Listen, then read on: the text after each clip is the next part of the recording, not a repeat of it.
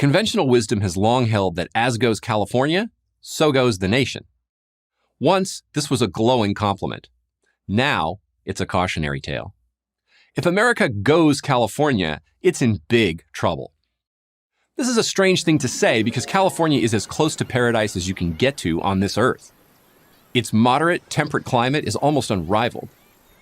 It's home to two of the world's best natural harbors. If outdoor recreation is your thing, you can ski or surf, scuba dive or sail, hike in the redwoods or climb Half Dome, all within a couple hours' drive. Just about the only thing wrong with California, from a natural point of view, are the earthquakes.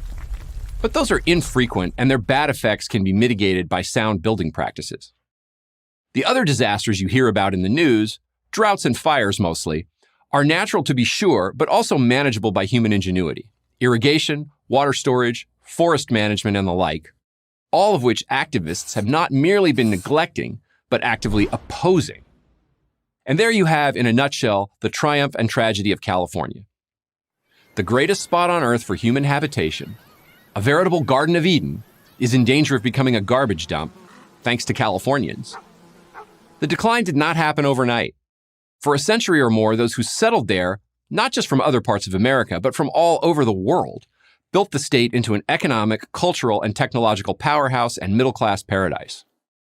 But for the last generation, they've been busily screwing it up. Given the state's enormous natural advantages, combined with the layers of sophisticated infrastructure and institutions built up over 6 generations, this was no easy task.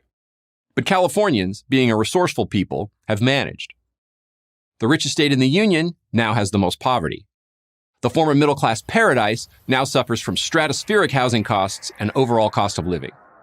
The place where car culture was invented has the country's highest gas prices by a lot.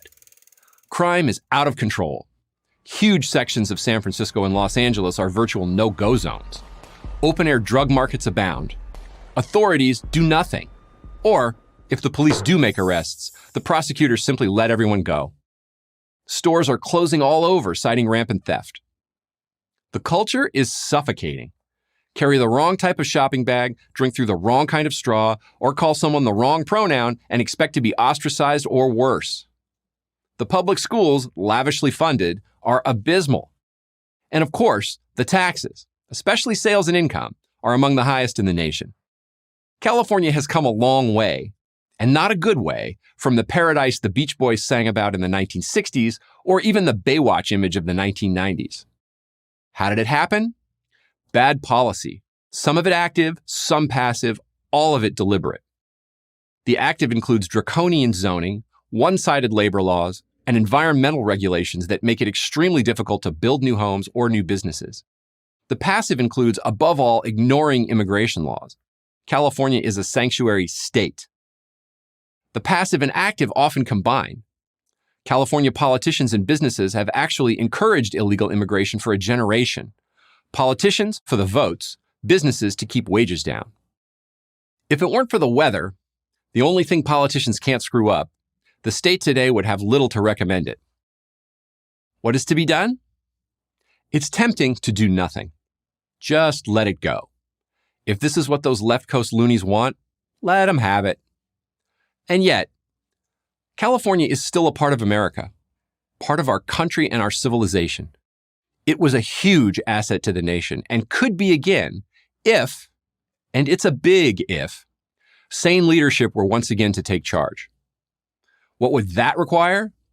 Simple. California voters would need to vote out the frauds and posers who are currently running their lives and ruining their state. To do that, they'd need to rethink some of their most cherished opinions.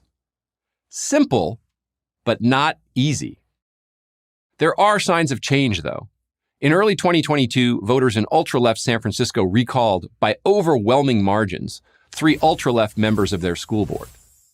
Let-em-go DAs in the North and South have faced serious recall attempts, some with establishment and Hollywood money behind them. These are positive signs.